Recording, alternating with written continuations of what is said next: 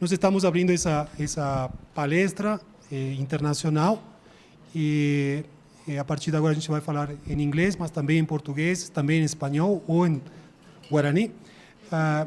Essa transmissão está sendo feita e já tem seguidores na internet. E eu vou fazer um convite para as autoridades virem a compor essa mesa. Em primeiro lugar, o diretor da Escola de Engenharia de São Carlos, o professor Edson Wendland, que está aqui presente. Muito obrigado. O professor Denis Cury, vice-diretor da escola e presidente da CCINT, Comissão de Internacionalização da Escola de Engenharia de São Carlos.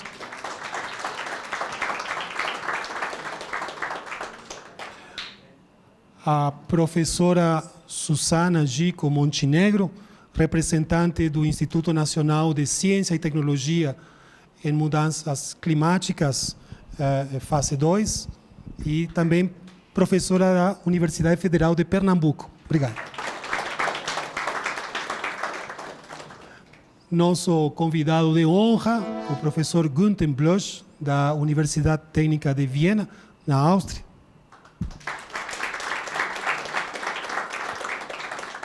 E eu, Eduardo Mário Mendiondo, coordenador da Escola Avançada de Estudos pela CAPES sobre água e sociedade em mudanças. Sendo assim, a gente compõe uma mesa, passa a palavra aos membros, para depois continuarmos com a apresentação do professor Günter e depois ter uma audiência, uma plenária de perguntas dos membros. A todos e todas, muito obrigado por acompanhar essa realização e começamos então a nossa jornada. Em primeiro lugar, podemos tomar assento? Eu passaria a palavra na ordem que foram chamados. Professor Edson Wendland. Está funcionando. Boa tarde a todos. Bem-vindos aí à Escola de Engenharia de São Carlos para a participação nesse curso, nessa palestra inaugural, que o professor Mário Mendiondo chamou de USP Talks.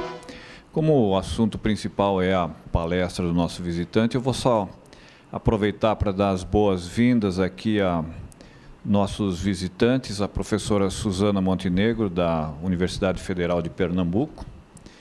Agradecer e parabenizar o professor Mário Mendiondo pela organização do evento e por trazer os palestrantes aqui, trazer esse projeto para a Escola de Engenharia de São Carlos. Herrn Blöschl, herzlich willkommen nach São Carlos. Es ist für uns eine große Ehre, eine große Freude, dass Sie den Weg nach São Carlos gefunden haben. Und ich denke, für unsere Studenten ist wirklich eine große Möglichkeit, eine herausragende Möglichkeit eigentlich, dass Sie hier vortragen können und ein bisschen von Ihre Kenntnisse mit unseren Studenten teilen können. Viele Male. Noch einmal, viele Male. Viele Mal, ja, dass Sie den Weg finden können. Eu só falei aqui um pouco para o nosso visitante na língua nativa, para que ele se sinta um pouco mais à vontade. E vou aproveitar também para agradecer aqui o professor Denis Cury, o nosso presidente da Comissão de Internacionalização da Escola de Engenharia de São Carlos, que certamente vai expor a nossa visão institucional com relação a esse tipo de oportunidade. Então, obrigado a todos aí pela presença. Herr Blöschl, herzlich willkommen nochmal. Und eu passo a palavra para o professor Denis. Obrigado.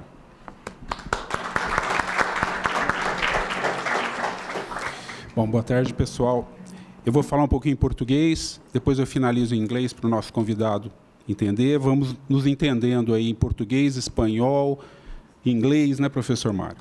Bom, eu queria cumprimentar a mesa no nome da professora Susana. Eu cumprimento a todos.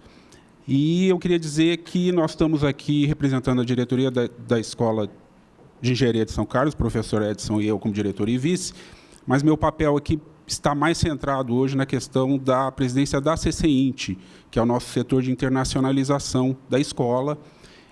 Setor esse que vamos dar muita importância nessa nossa gestão que está se iniciando que se iniciou agora no mês de fevereiro. Então, nós estamos começando, pegamos esse barco aí e estamos aprendendo a navegar ainda, mas, com certeza, a parte de internacionalização será uma das prioridades da gestão.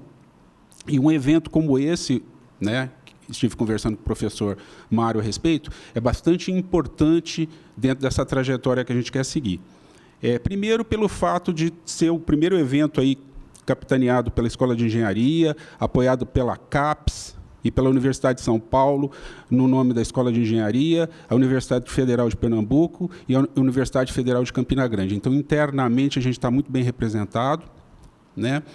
E o professor Mário estava me dizendo que tem aí uma novidade, que é essa questão da videoconferência, fazendo com que, né, essas palestras internacionais cheguem a um número muito maior de pessoas. Então, isso é um mecanismo, é uma tecnologia muito bem-vinda e que a gente pode espalhar essas palestras e essas colaborações que a gente pode, internacionais até, que a gente pode ter dessa forma. Então, isso realmente é muito bem-vindo, né?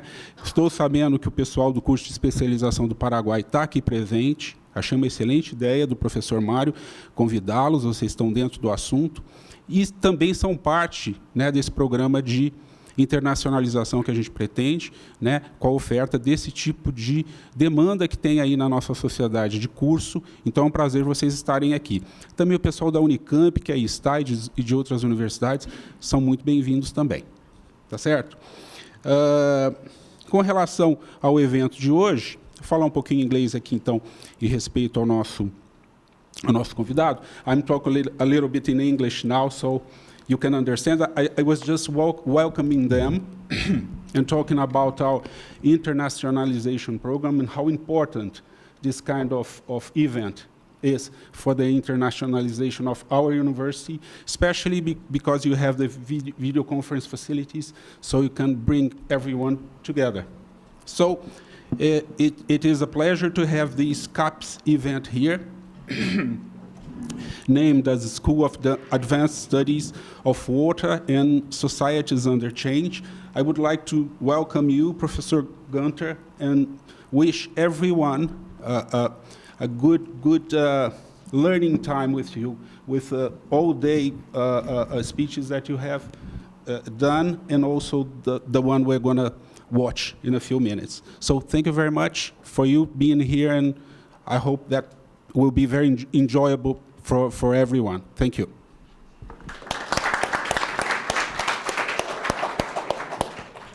Bem, boa tarde a todos. Queria cumprimentar a mesa, professor Edson, meu colega de área, né, da área de recursos hídricos, agora na posição de diretor, né, o vice-diretor, meu colega também, professor Mário, nosso convidado, o Dr. Günter, e queria cumprimentá-los também, a todos vocês. Com alguns eu estive presente aqui durante todo o dia e já foi uma experiência muito boa. Queria ressaltar aqui, nessa minha breve fala, que é sempre uma alegria voltar a São Carlos. Eu fiz meu mestrado aqui há alguns anos atrás e é sempre, ou seja, estava na posição de vocês há alguns anos, poucos anos atrás, né? E é sempre muito bom voltar aqui como banca examinadora, num evento como esse. Agradeço a parceria aqui com o professor Mário, né, nessa escola de altos estudos, e isso é um exercício que a gente vem fazendo de realmente trabalhar em rede. Eu hoje estou aqui representando o INCT, o Instituto Nacional de Ciência e Tecnologia, o INCT de Mudanças Climáticas 2, que é a segunda edição do INCT de Mudanças Climáticas, e é essencialmente um trabalho em rede. O foco principal é mudanças climáticas, mas, evidentemente, essa é uma área transdisciplinar. E a nossa componente, a componente de segurança hídrica, é a componente que está mais presente hoje aqui, nesse evento, e nessa escola de altos estudos ou de estudos avançados, com a parte de segurança hídrica e de Socio-hydrology, que é a especialidade do nosso convidado. Então, queria ressaltar mais uma vez que é um grande prazer fazer parte dessa parceria, né? Tem a CAPES financiando, o INCT é financiado pelo CNPq, pela FAPESP também.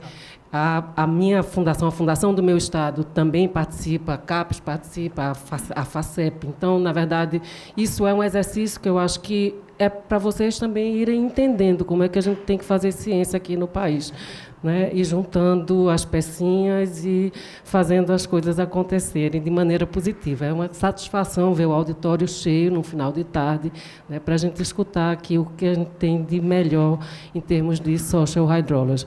I would like to thank you, Dr. Günter, for your time and for the opportunity. And thank you all. Have a nice event.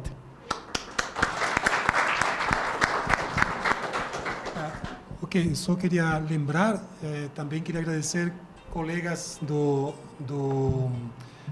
Universidade Federal de São Carlos, aqui representado por nosso amigo professor Filipe Guilhem, né, que é o professor do Departamento de Física, que também veio até aqui representando a Universidade Federal de São Carlos, e também isso mostra um pouquinho a interdisciplinaridade que essa área de engenharias, né, e segurança hídrica está trabalhando hoje. Então, sem mais delongas, eu convido os membros da mesa a assistirem ao nosso palestrante, professor Günter Blöschl. Herzlich willkommen, and the floor is yours for your lecture. Thank you. Thank you very much.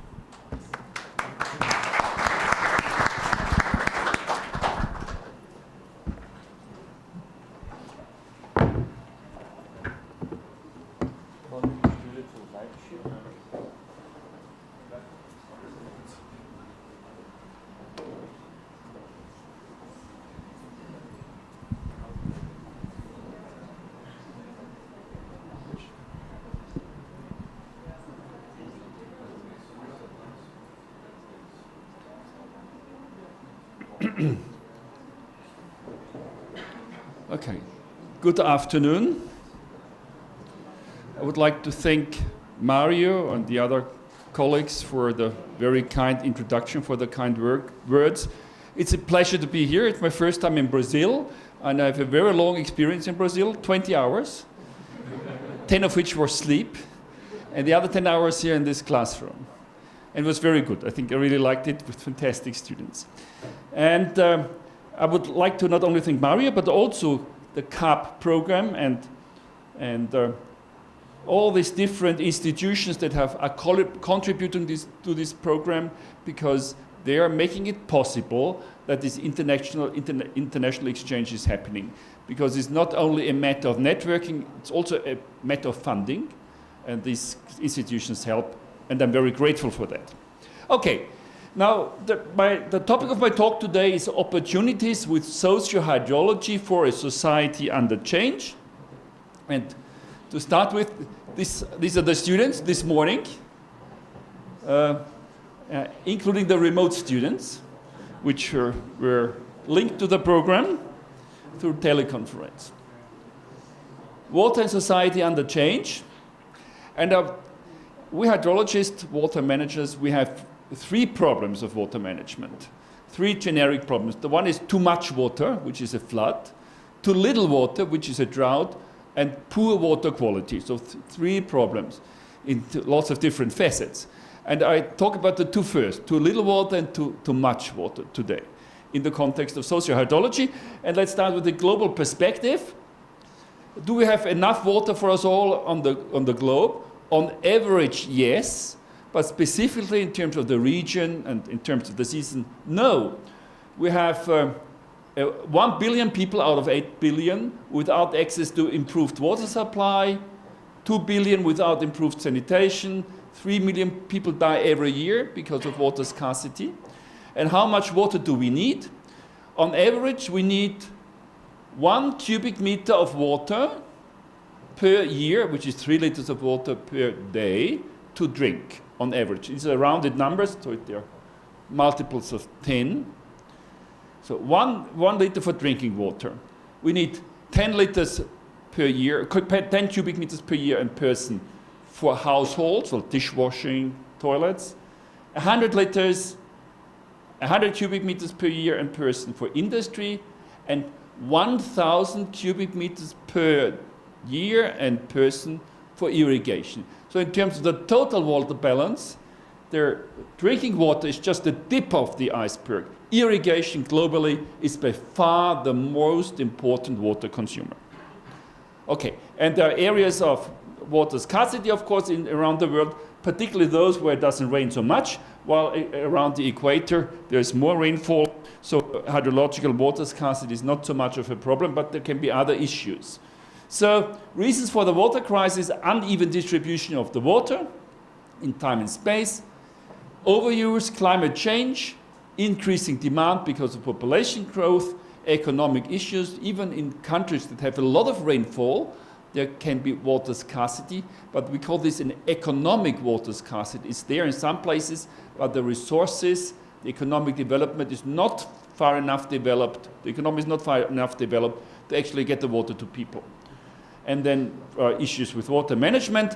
Then there is a term that's called water, food, energy nexus. If we want to look at the water problem globally, we cannot only look at water alone, but water in the context of food because of irrigation.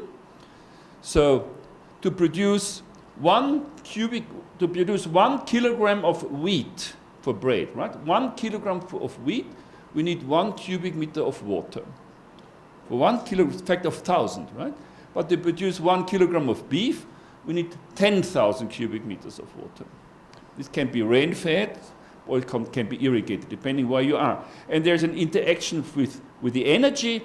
Water demand for energy, in order to produce 1 gigajoule of energy, we need 1 cubic meters of water for cooling, for example. And on the other hand, we also need energy for water supply and for water sanitation.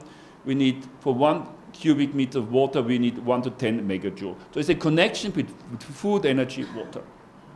Okay, addressing the global water crisis, and the same applies actually for local water crises and for national water crisis. We have instruments as water managers, engineers, academics. There are like 4 different types of addressing water problems. The first is technical approaches. We as engineers know this very well. We can irrigate in a more efficient way. We can store water. We can, that is, transfer in time. We can transfer the water in space, and different technologies. So this is one group of methods to address water shortages. Then there is organizational approaches. For example, different management strategies, or not only managing the supply of water, but also managing the demand. Make people use less water. Right? That's called demand management. These are organizational approaches. Then there are economic approaches. For example, full water prices. In most countries of the world, the water is subsidized. People are not charged the full price of the water, and of course this can be discussed whether it should or should not. It's also a question of equity. Then water permits could be traded, so economic approaches, and then there are political, legal, and social approaches, governance, and strengthening the role of water generally in politics. So these are 4 different approaches. Only one of them is technology. The others are non-technological. And this is where the socio-hydrology comes in, because this tries to link the hydrology, the science of water, with all the other things. Socio-hydrology is about understanding the opportunities that arise from linking social processes, including management or technical processes, with the water cycles. And there are just very briefly 2 examples, and I will expand on them. There's one example from Australia about the, it's like cut off, but it really means it's the sensitivity of the community to water shortages and to the environmental awareness. These are the values of the society that changes over time in the 20th century, in a particular part in Australia. And the right example, I will also elaborate on that. This is a case study about the ancient Mayas, 1,500 years ago, how they dealt with water shortages, and we modeled that. Okay, so why socio-hydrology is needed? So this is a new concept. Let's go back 100 years in time. How did people deal with water? And of course, they have dealt with water for 10,000 of years in different ways. Until the mid-20th century, that is beginning of the 20th century and before, people were mainly interested in the effect of water on people. So there was a flood which damaged the infrastructure, the bridges, then where people were concerned.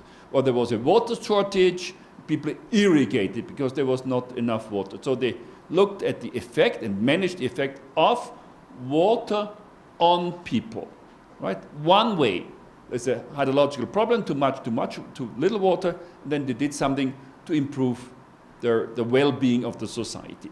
So this until the mid of the 20th century in Europe. Then, an example from Vienna, Austria. This is the Danube, near Vienna in Austria, in the year 1820. That is 200 years ago. And this, you can see lots of islands, and it's a flat area, so it's a braided stream. Beautiful, right? But 200 years ago, and then people started to settle along the stream, and when there is a flood, then the flood inundates the area next to the stream, including the built-up area. The built-up area, and there were often ice jam floods in the winter. Lots of inundation because of ice jam. So what people did, they started to regulate that in 1870, 50 years later, and built a cut-through channel. So the city of Vienna is here, which is on a terrace. It stems from Roman times, so it's 2,000 years old. But this was the area, this is the area that is shown here, but they built a cut-through channel 1870. Mainly for flood protection, but also for shipping, for navigation. And then later there were, but still there were more floods, more evolution of the urbanization. And then they built a second channel. So this is the first cut-through channel. This one is this one.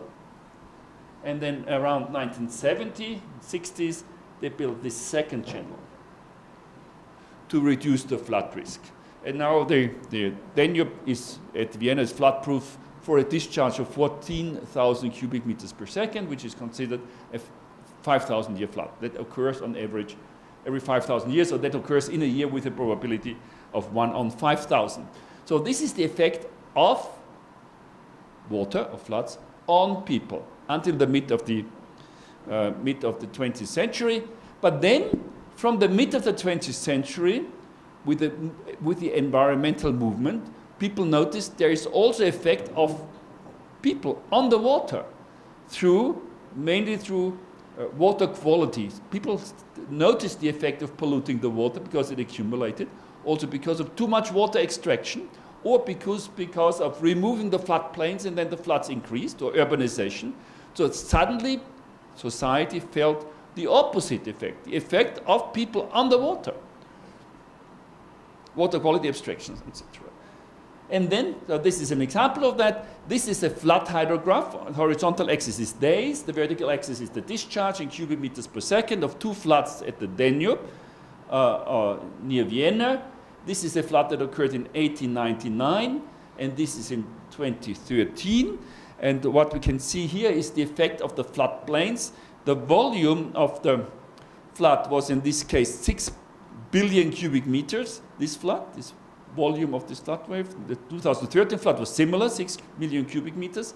But in 1899, 100 years ago, 2 million cubic meters were stored in the floodplains because the floods were free to move into the floodplain, to inundate the area next to the streams. And now, 100 years later, lots of dikes have been built. The river is not allowed to inundate, which actually increases the magnitude of the floods. So people are affecting the flood magnitudes. Well, this is an inundation map, and this is one example of mobile walls where people constrict the width of the river and thus increase the levels of the floodwaters. Okay, and now is the fourth phase. The third phase out of the 4 phases from the 1990s. People started to look at these problems in an integrated way, and the term is called integrated water management, integrated river basin management, where we look at the conjunction of problems: drought, water quality, floods, integrated water resources management, IWRM, which became popular in the early 1990s, really, where people are looking at both effects, but not in a coupled way. Another crucial point is, if we want to look at the long-term perspective, not only a couple of years, but like 20 years, 50 years in advance, this is not enough. It's not enough to look at scenarios of this effect and this effect. We need to couple these effects because they are connected. And if they are connected, it will not have a big effect for the next 3 or 5 years, but may have a huge effect in the next 50 years. So this moves us to the next phase, 21st century. We are not only interested in these two components, but in the coupling, because we have a longer term outlook. We want to predict or understand, have an idea about the next 50 years or 100 years. Okay, interplay, the coupling of the effects of people on water and vice versa. And this is different from the traditional water resources management because the lead times are longer. We're looking at a century rather than a couple of years. And we are also trying in socio-hydrology to be more generic in the process, in the process understanding. Integrated water resources management has always been a place-based business. Looking at one particular case study and then at the next case study, and they're all different and they're all complex. And socio-hydrology, as science should do, should bring out the order in the chaos, the similarities between different case studies, not the complexity. We're focusing on the main dynamics, including the feedbacks. Okay, so this was a paper that was published by Siva and myself and others in 2012. That is now 7 years ago, only 7 years ago. And since then, this idea has really caught on. Lots of people have joined, taken this idea on board, and there are lots of students researching that, not only in my lab, but also in other places around the world. Socio-hydrology, and also thanks to Mario in Brazil. Okay. This is just an illustration of some of the things we're doing in this school here about how to build models. But I would like now to focus on 2 examples of this socio-hydrology. These 2 cases, too little water and too much water. And how we can represent this by socio-hydrology, and in particular by socio-hydrological models, which are simplified representation of the reality. Okay, human-drought interactions. And this is an example of a student of mine, Linda Kaul. And the idea was, when we look back in history, societies were less complex in that the trade was not so, there was trade of course for a long time, but it was not so well connected as today, the global trade, and also technologies were less developed. So when there was a drought, then the effects were more severe.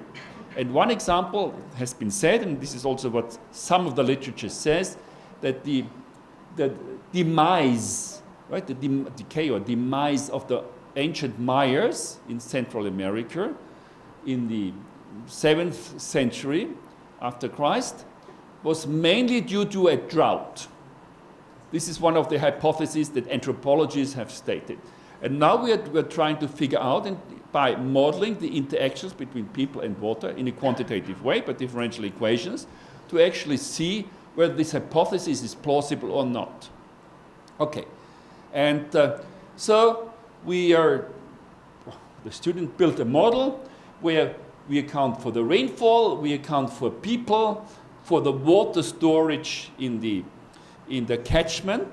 Their ancient Mayas were actually excellent civil engineers, and they built reservoirs, big reservoirs, and we are simulating that. But also there is vulnerability, and the size of the reservoirs is also something we model.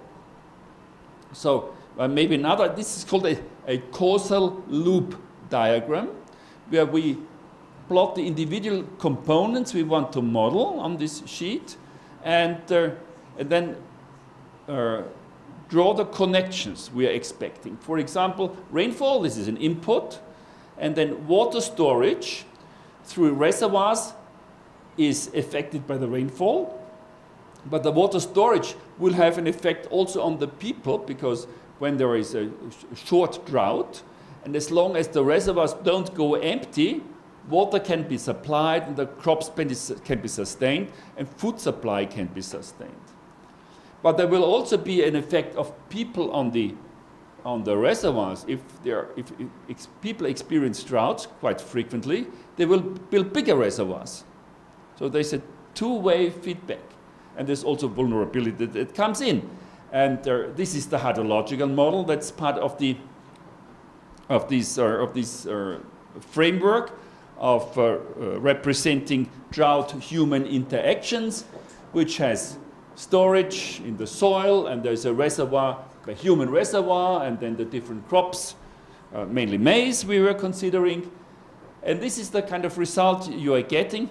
What you are getting, maybe I can better look at this diagram.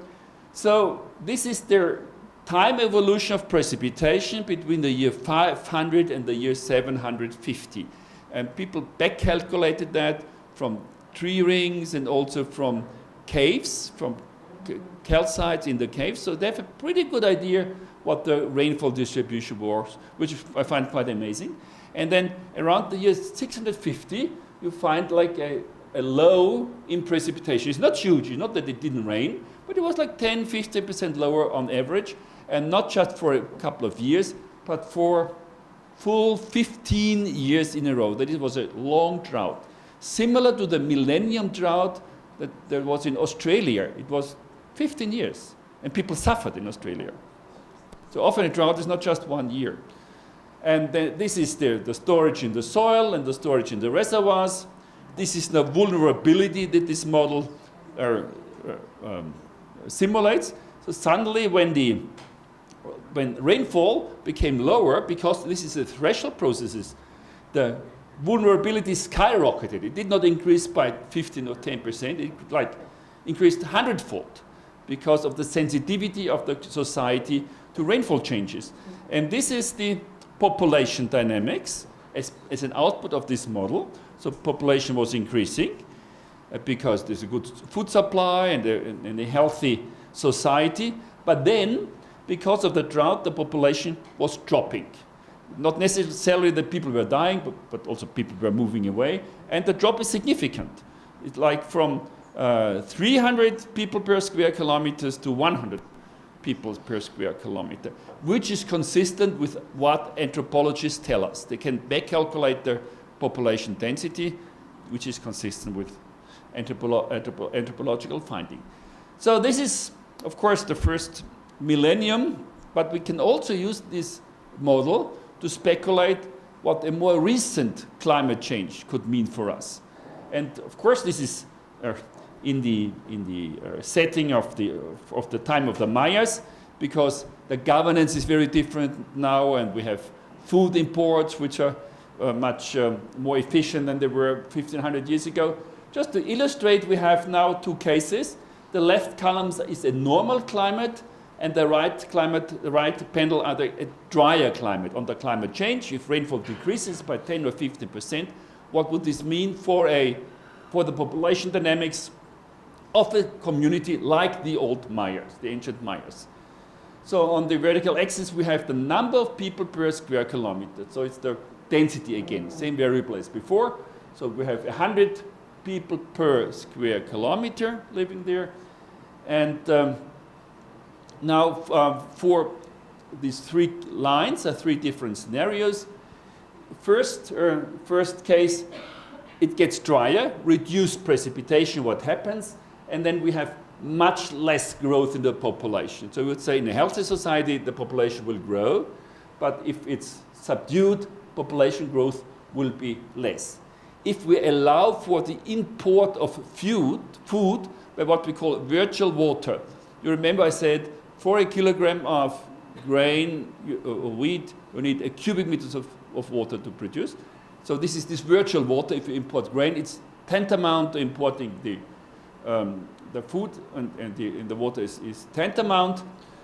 And if we allow for that, they will have much more grow, and then this is the effect of a drier climate on the population growth. Less strong, because we can import food. And then this is the effect of where we allow for both, for food import and for reduced growth because of a drier climate. So this is the kind of scenarios we can simulate to understand how resilient is a community to a drier climate. Okay, now let's look at the other case, too much water. This is a flood in 2013 at the Danube in Austria, one of the nice monasteries at the Danube in Austria. Okay, this is an example from Giuliano di Baldassare, where he looked at the Po River in northern Italy and how the profile of the Po River in northern Italy changed over the years. People were building levees, the dikes at the side of the river, and then because the river carried sediment, it silted on the river, and then next time the river flooded more because the riverbed went up, then they increased the levees, and then just went up and up again, the riverbed and the levees. And so this is the population in this part of northern Italy increasing, and these are the heights of the dikes. The red line is the levee height. So over the past 100 years, the levee height was steadily increasing as a result of the flooding. Okay, long-term feedbacks. You can see here, this is next to the Danube. This citizen quite peacefully mowing the lawn, and the water level is like 2 meters above him, quite close to him. So how can we live with a flood? And this is an example of a socio-hydrological model. This is actually the first socio-hydrological model with differential equations that was ever published in the literature, 2013, 6 years ago. And we have, again, something similar. We have here the different entities of the flood, water, and human systems. In the middle is, because it's hydrology, the flooding, the flood water levels.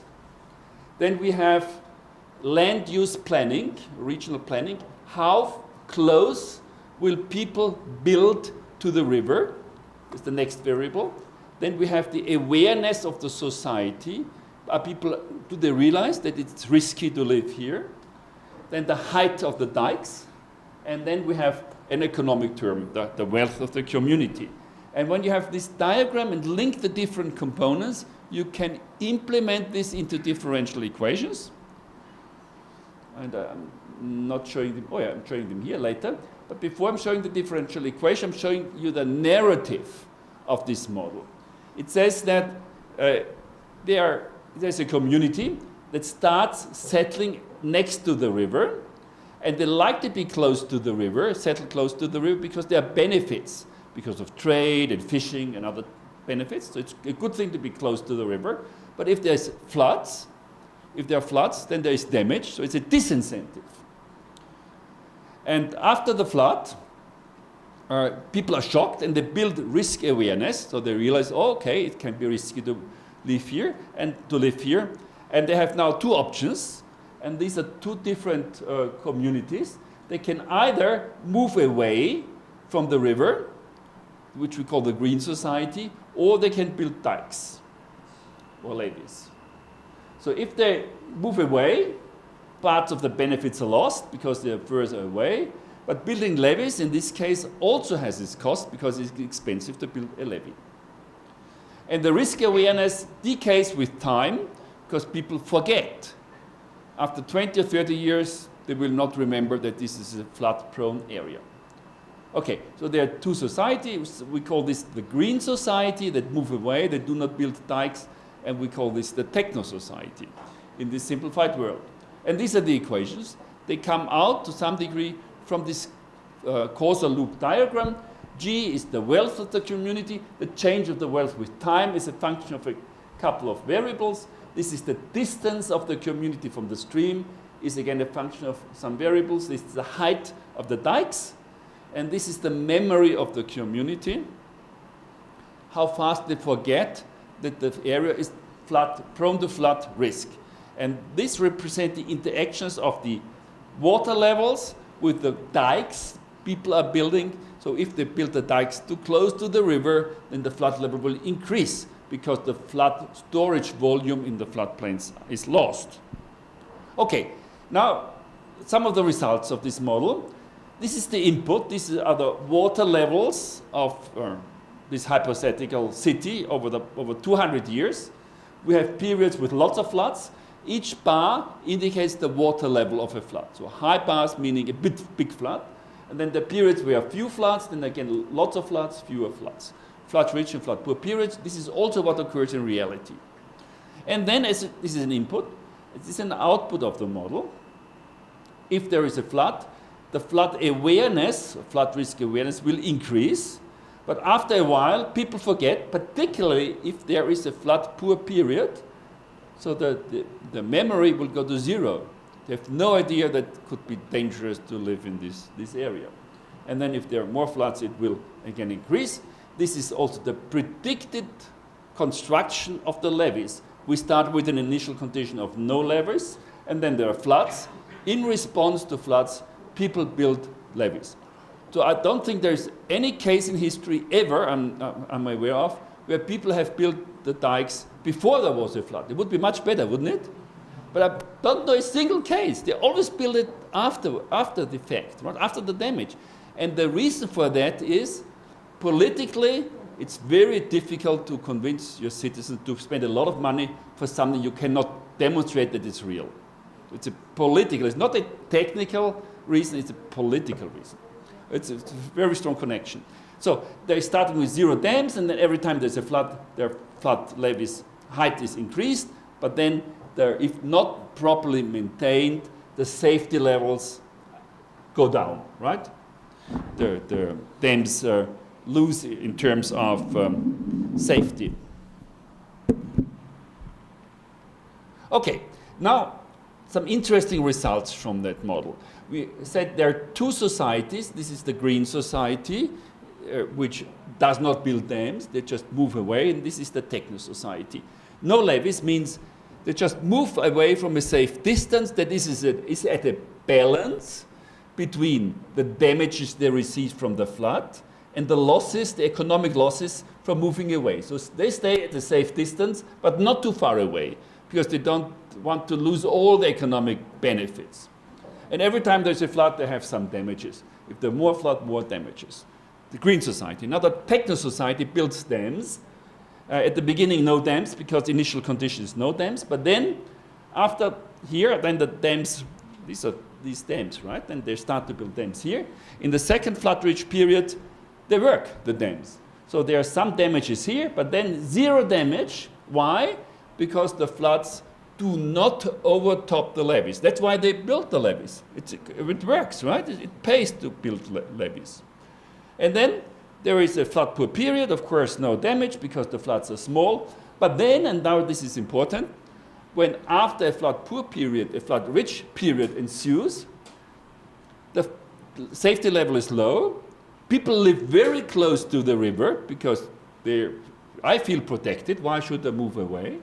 But then when these big floods occur, the damage is much higher than for the green society. Because people are close to the river, live close to the river, there are lots of assets on the floodplain, more than in the green society, so damages are higher. So this is an interesting nonlinear coupling, which you only get with socio-hydrological models. You do not get this with one-way models. The levees do not necessarily improve the flood mitigation. It can actually increase the flood risk because of this coupling between people and society. Increase the flood risk, and this is called the levee effect. You build dams to reduce the flood risk, but actually you increase the flood risk because you encourage people to move into the floodplains. Okay, with the same model, some memory. I always thought before I had this model, why do people forget? It would be much better to people to always remember floods. That's what I thought. But this model tells me this is not the case. We did a sensitivity analysis with short memory. People forget quickly or people forget very slowly. If people forget very quickly, short memory, then they are always close to the river. They don't build dams and they're close to the river. They have a lot of economic damage. So the wealth, the vertical axis is how rich the community is. A higher value is better. You want to be rich, not poor. So this is bad because of all the damage they get, they never get rich. But on the other hand, if they have a very long memory, they never forget the floods, they have missed opportunity. They never go near to the river and they miss the opportunities to be close to the river. So it's not good to have an infinite memory. It's always sometimes good to always It's also good to sometimes forget, and I can confirm that from my private life. Some things I'm quite happy to forget. And then in the middle, there's an optimum. So very good, very short memory, very long memory is not very good. Intermediate memory is best, according to this model. And then you can also simulate various traces over time. So this is a probabilistic simulation over 2,000 years, where with some initial condition of the wealth, depending on the time sequence of the floods, with the same statistical distribution, you can end up in very different paths, only because of the time sequence, which as engineers, we never consider. We always only consider the distribution, the marginal distribution of the floods, but the time sequence can be very important, whether you have 2 or 3 floods in a sequence. And then they're actually a bimodal distribution because of the nonlinearity in the model, how you end up in terms of the wealth. Okay, now some more generic context of the socio-hydrology in the context of the SDGs, the Sustainable Development Goals of the UN. The point we are making here in this publication, this is under review and will come out in a couple of weeks probably. Generally, the SDGs, Sustainable Development Goals, are usually currently targeted for the year 2030. And the point we are making, it's not enough to look only at one point in time, because if you, here for example, the red line, if you apply short-term policies, you're closer to the target. You want to hit this target, reach this target. The red line would look better because in the year 2030, you're closer to the target. But if you have long-term policies, you're maybe in the year 2030, you're lower, but in the longer term, you go higher up, right? So, and socio-hydrological models will help you to assess not only the target at one point in time, what the current indicators do that people usually use, but it also provides some dynamics to see whether it's short-term or what the long-term perspective is better.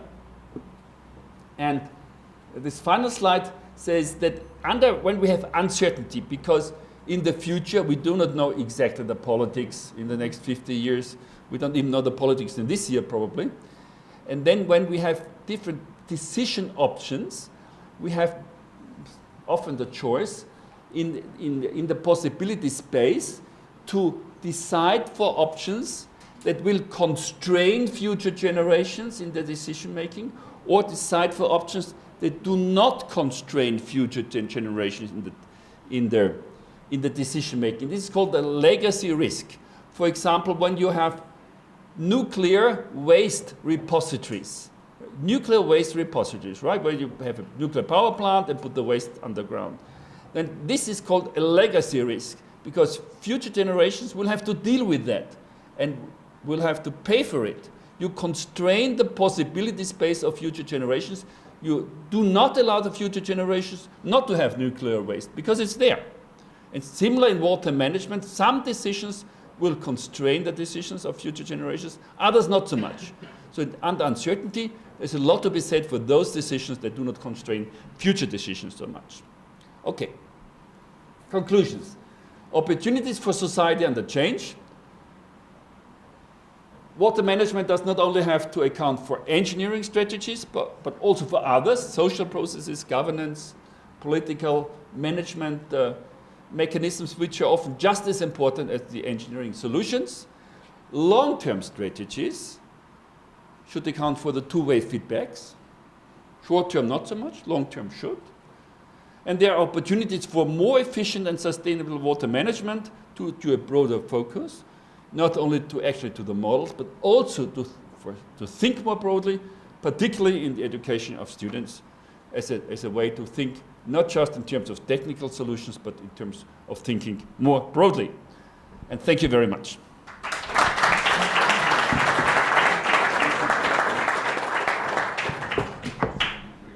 And I think we can have a discussion or questions maybe. Glass of water, you can see. Ok, nós chegamos aqui na parte interessante do momento das discussões. Tivemos a tarde inteira e a manhã inteira também conversando, mas agora as novas apresentações de Günter relacionam mais exemplos, né? Europeus, americanos, né? Asiáticos, e tenho certeza que nós podemos fazer perguntas relacionadas com algumas coisas que estão sendo desenvolvidas no Brasil. Tá? Então, eu abro essa plenária para ver comentários, sugestões dentro dessa palestra. Obrigado. Está sendo gravado. Very nice talk, Herr Blöschl. Congratulations for the different point of view, especially for engineers. And I think in the case of socio-hydrology, the key point is the communication. How to communicate to people and get them aware about the risks and the effects of the water on the society's life. The question is then, what is your experience in Europe about the more effective ways to communicate to the society and get them aware about the risks and the effects overall? Yes. Thank you for the question. That's a very relevant question. I think the focus currently in Europe is broader than communication. So communication, this was very much in the water management, in integrated water resources management, the 80s, 90s, where engineers said, water managers, we need to communicate more effectively, which is a kind of propaganda, really. So you know what to do, and then you just sell it to the citizen in a way that they buy it. Now, in the past 20 years, 25 years, this has broadened towards participative processes, participation.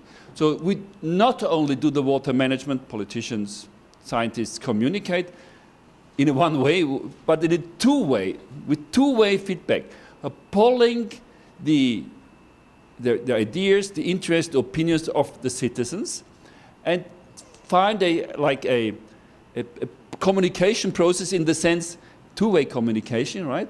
A dialogue, I should say, a dialogue between decision makers and citizens in order to get broader acceptance, and some people say even better solutions, but this can be debated. We conducted a study about participation in water resources management to figure out if you allow citizens to have a say in water management projects, do you get better water management solutions, right? And I believe this is not the case generally. You usually do not get better solutions, however you define better, because of course, whatever is better. But you get more acceptance, which is also a very good thing. It's more democratic. So I think participation is a very good thing, and the main reason for doing that is having a democratic process. Thank you very much. Very nice. Okay. I have a question related to communications. We discussed earlier in the midday the role today in Brazil, especially in South America, from observatories. We have observatories from violence, observatories from corruption and transparency, human rights, but we have we have a need of observatories of socio-hydrology, especially in this moment of water security context. We have launched a new national plan of water security 2 weeks ago. So relating to this question and making more readable the outreach for the white people, I think observatory, I'm here. I need to contribute because observatory needs an idea of participatory initiative. So what's your opinion to link social hydrology with through communication, two-way communication, but from the sentinels of communication like observatories? This is achievable? This is a vision or is an utopia for you? Yes. Thank you very much. I heard the idea of a socio-hydrological observatory the first time today. And I'm surprised I never heard the idea before, because to me it's like an obvious idea to do that. There's so many other observatories, so why not in socio-hydrology? I think that's a fantastic idea, and socio-hydrology is an ideal subject for an observatory. You can observe the hydrological variables, but you can also use citizen science, like via apps or social media, to poll the opinion of people and the awareness. I think this would be a very nice experiment, and certainly not a utopia, and not necessarily very expensive. It does, of course, take management and very good planning.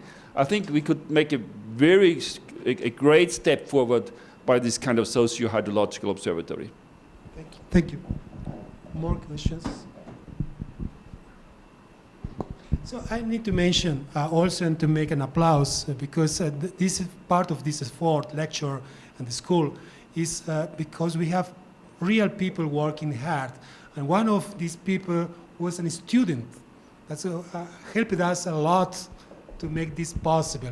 And this student is here, is Felipe, who worked very hard for this school to be happened. So I take an applause from him. Thank you. Thank you for also working with the Socio-hydrological Observatory for Water Security. You are the first. So questions about regional aspects of Brazilian site. Could be in Portuguese, could be in Spanish, or Guarani, if you like.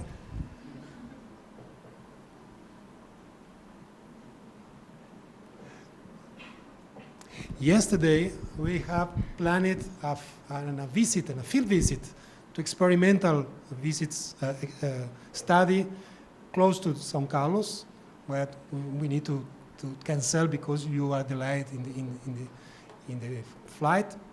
And junior professor Jamil Anash also helped us about that. My question from your speech to the experimental people, from physical hydrology. How do you think about socio-hydrology can contribute to experimental and physical hydrology? Is it an utopia? Is it a practical aspect?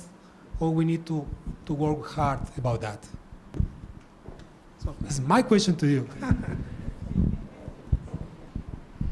It's a tough question. Yeah, this is a tough question, but I don't know if you remember Professor Mario at the day of my defense 2 years ago. This was one of the questions of the committee. They asked me, because I'm a physical hydrologist, and they asked me the impact of my research and to the community and to the people that of the area that we were studying. And this was I think that at that time was the limitation of our study, because I think the secret is the communication. So for us, the physical hydrologists, what we try to do in our laboratory is to make the data available for those who are involved in the environment that we are observing. In our case, we are inside a farm, so it's a private land. So the idea there is to share the data with them. So all the results that we get, we share with them.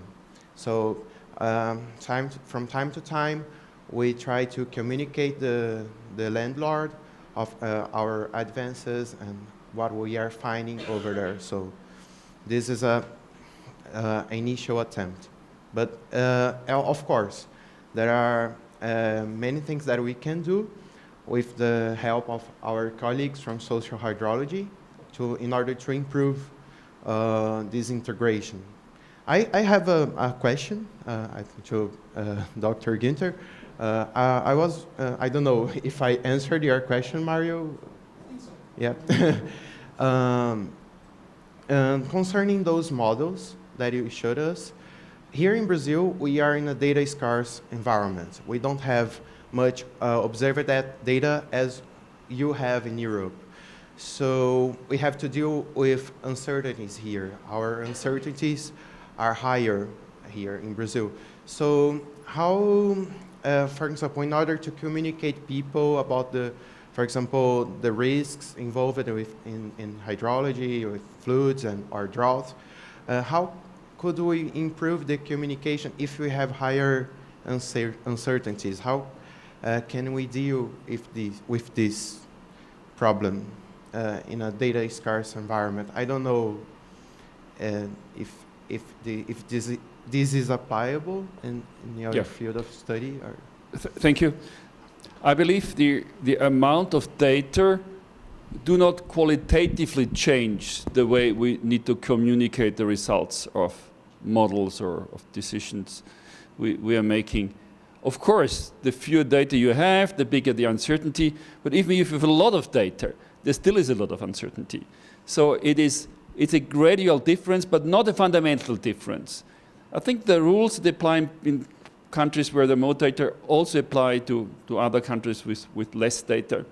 Maybe slightly different methods, but more or less the same communication processes can also apply in Brazil with fewer data. Actually, when you look very closely, you never have enough data. My group is running an experimental catchment near Vienna, like one hour to the west of Vienna, near the Danube. It's an agricultural catchment. And we have lots of data. We have hundreds of sensors there, hundreds of them. Groundwater, soil moisture, with 13 stream gauges in 60 hectares. Incredible amount of data, eddy correlation station.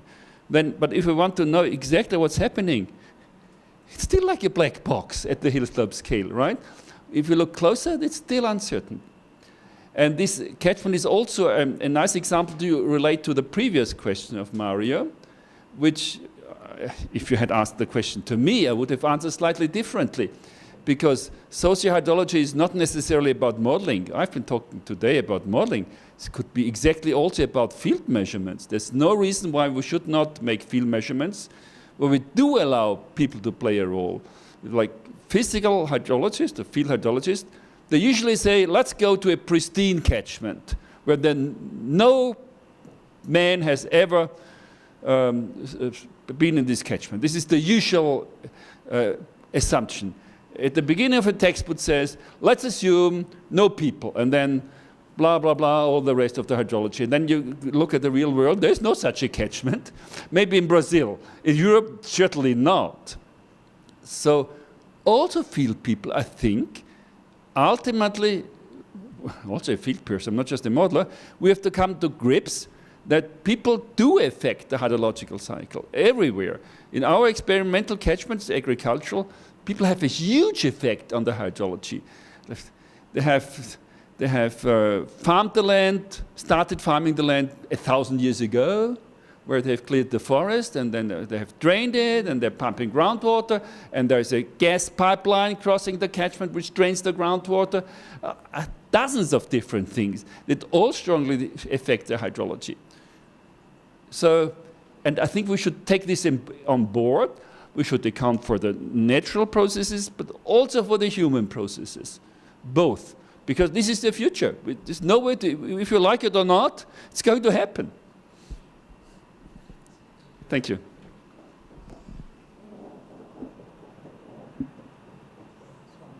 More questions? More questions?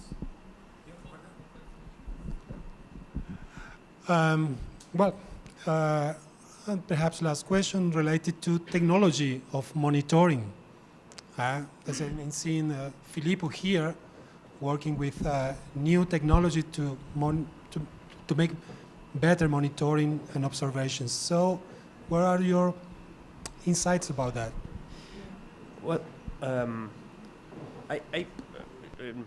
not only thinking about the sensor and monitoring real time, I have a question more related. I am always fascinated when socio elements are put in differential equation, the differential equation you show for us. My question is, in this kind of model, can you test this model when there is a catastrophic event? I mean, climate change, for example. So this model work in a stationary way, or it's something you can use when a catastrophic event happens?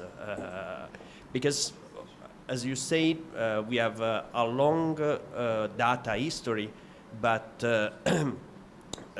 in the last year, Yes. there are huge change in the nature, in this mechanism, the feedback between human and nature. We are seeing now the response of the nature. In this model you propose of socio-hydrology, climate change plays a role. What is the role play of climate change and the catastrophic events? Thank you. I have two answers to that. One is about generally model testing and climate change or catastrophes. The past is always the guide of the future. Some people say, climate change, let's forget about the past. And I don't buy that. We only have the past to predict the future. With change, without change. So maybe we need to account for this change in a proper way.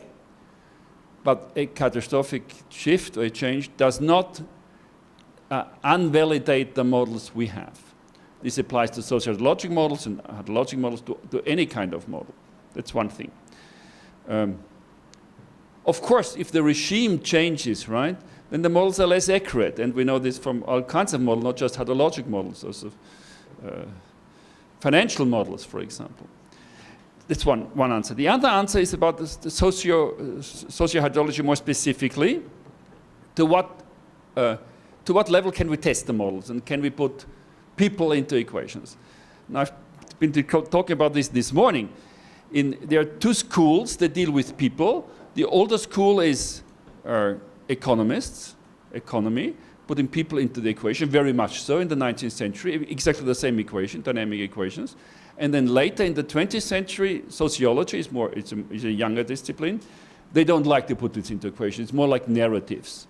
But economists did it already in the 19th century into the equation. So it's more the cultural history of science, that some school did it, others is reluctant to do that. Not so much that you cannot put people in the equation.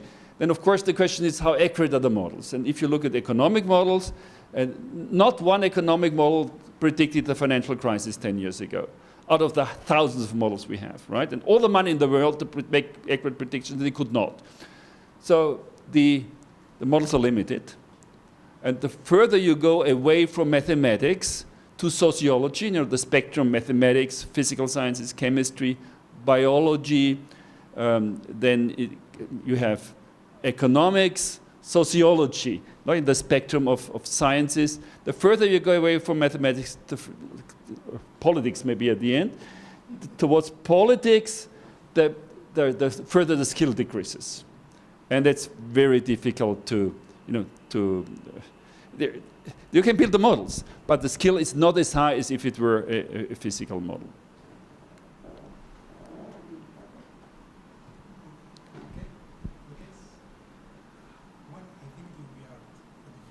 Yeah, fine, yeah. So I want to make that. Okay, we are just finishing the lecture. We thank you very much, Professor Günter Blöschl, for all the entire day lecturing and attending students.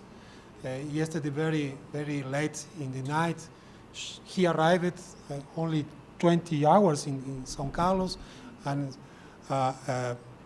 many socio-hydrological interactions in two directions, bi-directional. And of course, São Carlos School of Engineering accept and welcome equations and people, of course. So we need to co-evolute. And also Maria, our senior professor, also coming here. Thank you for coming.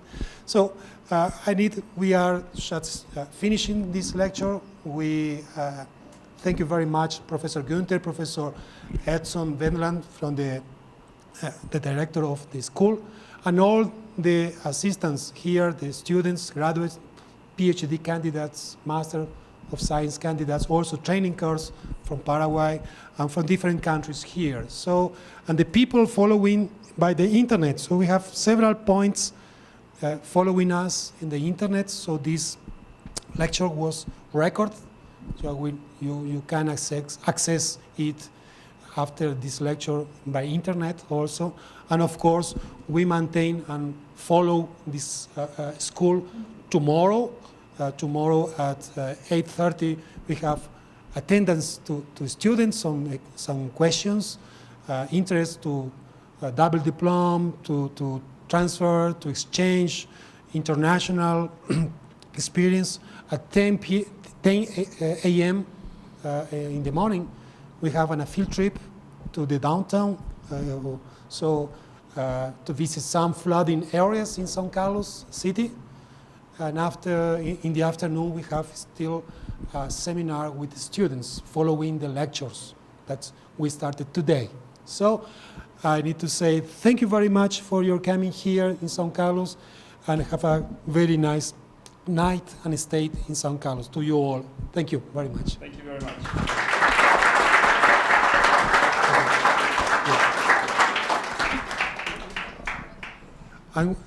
E nós queremos também agradecer muito a Júnior e a Marcelo Tadeu, que são nossos grandes apoiadores via CeTI-SC e grandes camaradas, são aliados nossos. E eu também queria pedir um aplauso para eles. Para todos. Susana, algum comentário? Não? I just would like to thank you again. Thank you for your time. Thank you.